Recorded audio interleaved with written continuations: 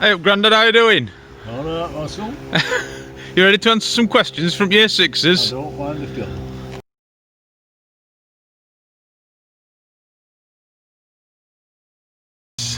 Pitch black. Everybody was blacked out completely. You could have lights in your house, but if you left your door open, it wasn't long before somebody was screaming, "Shut that door!"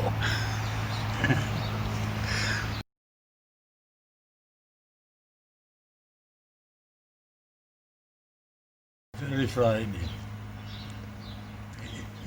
You cannot imagine what it was like. Father had gone to war. Mother sat there with 6, 7 children. Bombs dropping all around you. Very frightening.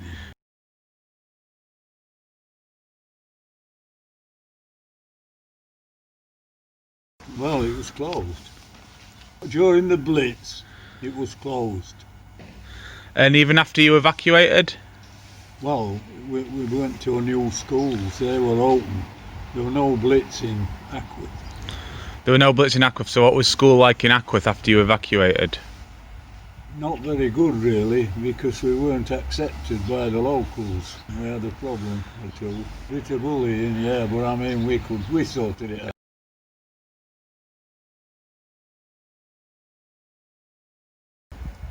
Well, we didn't know really what we were where we were going. We'd never heard of the place. We were just given train tickets and told to get on this particular train and get off at Evacuee station.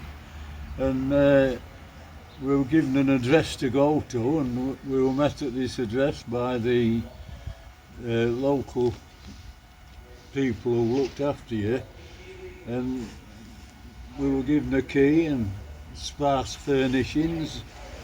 No food, but there was a shop at end of the street. Mum went and got some shopping and we were in business. I loved it personally because I'd never seen as many green fields. It was green fields as far as you could see from your back door. It was something new, and no air raid warnings on a night and that sort of thing. It was like the war had finished.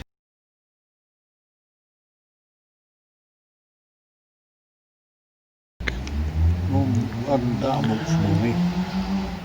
Mainly we had, we had no bread and jam fried in batter. We used to call them jam fritters, and she used to make hash with corned beef and potatoes and that sort of thing. Yeah. And bread and jam was in bread and treacle with Mum baked a bit, as much as she could with us, rations, but that's all we could do. Mother managed to Very good. keep feeding us. I mean, I'm 87, you don't get to that age unless you've been looked after early on. Yeah. Eat plenty of jam fritters is what you're saying.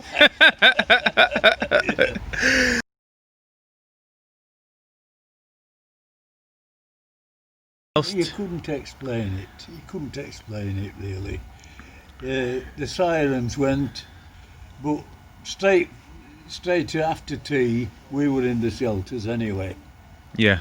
And the sirens used to go, and I could hear, even though I was deaf in one ear, I could hear the German planes over the Humber. Yeah. Because we weren't that far from we were only a mile from city centre, us.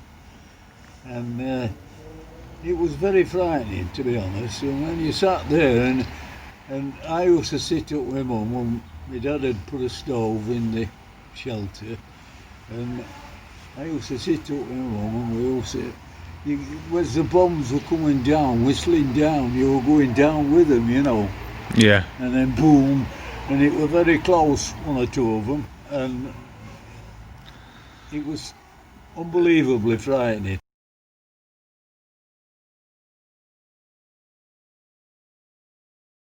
Did you lose anyone during the war? Nobody. I had an auntie that was deafened because she got too near. She was running to shelter and the bomb went off at the other side of the shelter, and she was stoned deaf for the rest of her life with it. But apart from that, we lost nobody. That you must have felt very, very lucky for that. Well, we did feel lucky, yeah. Yeah, yeah.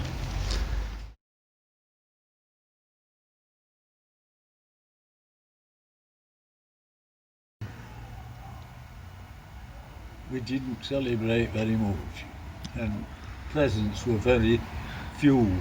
I remember one particular Christmas when we three of us shared a cap gun. The three lads shared a cap gun, and it was very. They want a lot of money, but we were a happy family, you know what I mean.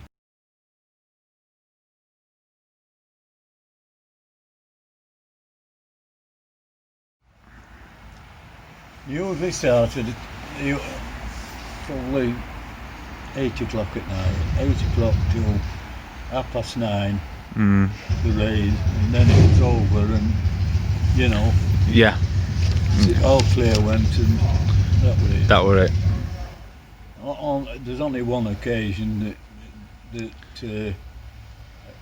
a bomb was dropped after the all clear, and that resulted in us being evacuated because our house, I would have said 80 yards. It's difficult to judge, but it wasn't very far. It was just at the end of the street, and the street wasn't very long.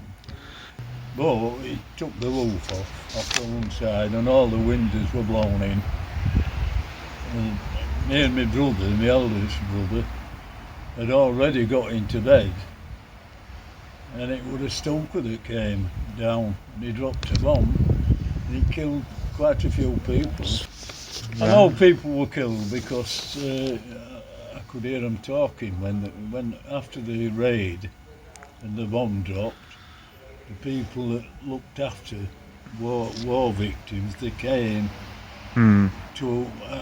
They were talking to my mum and dad outside and I was in the shelter. I could hear them talking, and they were saying that some had been killed. So no problem really for us, accepting that our house was no longer habitable. Yeah. Well, yeah, the roof blown off. We were lucky that we'd got into the front room, but my dad had put mattresses up against the windows anyway, and a wardrobe wedging them up. So even though the windows blown in, we weren't in any danger really, excepting the roof had gone. Yeah.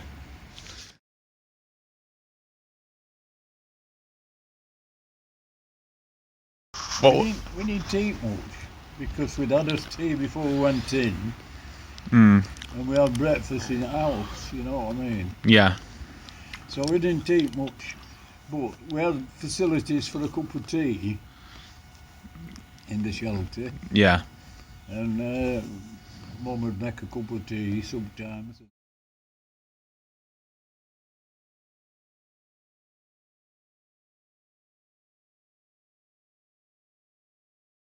Oh, it was fairly big. I would say that it was a family shelter. It was brick built with a concrete roof, and my dad built a place on the end for putting coal in so I could have a fire, and he put a stove in the air raid shelter and some benches around it. We were set up comfortably, you know, it wasn't cold or anything like that. A good supply of thick army blankets, you know what I mean? I didn't sleep very often through raids, but no. my brothers did, my sisters did. There weren't beds, there were just a mattress on the floor. Right. Yeah, with no beds in shelter. That's it, yeah. So one thing you didn't have proper beds. Oh, I didn't have proper beds in shelter, no.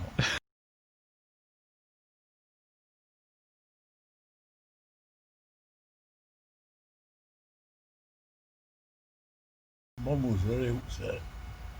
You know, I mean, she'd been left with 7 children and yeah, not very much money, and you know, frightening because the day he went to army, he joined, the day he had to go out to the army, the air raid warnings went at night, and Mum got us all under the stairs, it covered under the stairs, because we hadn't got a shelter at that time, you see, and it was, we could hear the aeroplanes, but actually they didn't drop any bombs. Not that we heard anyway. Yeah. So, and then there weren't very many other raids before we had our air raid shelter built. They were very fast building shelters, you know. They come round with a team of men building shelters, and Yeah. people with families like me, man, big families, they built a proper shelter for them. People with small families, they had Anderson shelters.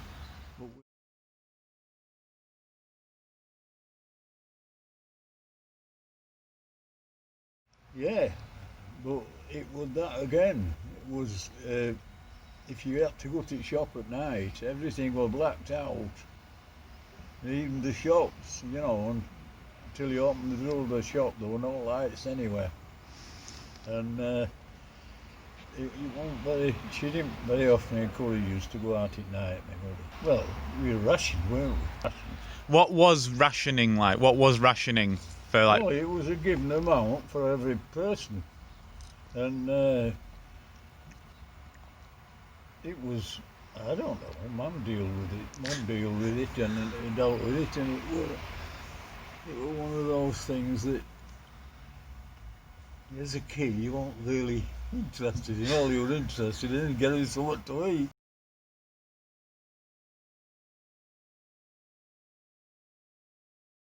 Never really thought anything about him because we did.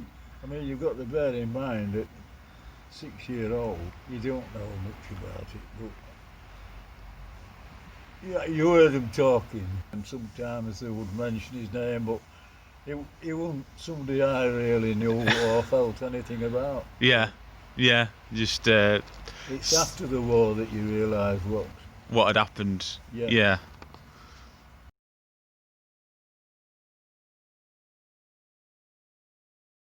If you, bombing. the bombings. The bombings we called them, yeah.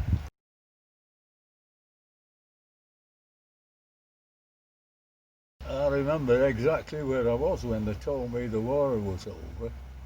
I was in the school playground because schools were open, you see, in Evacuee, where we were evacuated to. And I was at school when I was told in the playground that the war was over. You know, it's surprising, but you never really thought much about it. Yeah. You'd lost touch with the war by being evacuated to a place where there wasn't a war. So it didn't make any difference to the food problem because we were still rationed for ages after war. Oh, nothing changed overnight. Right then, thank you very much, Grandad, for sharing your stories. See you later. Yeah. What a good way to kids. Yeah, I'll see you later.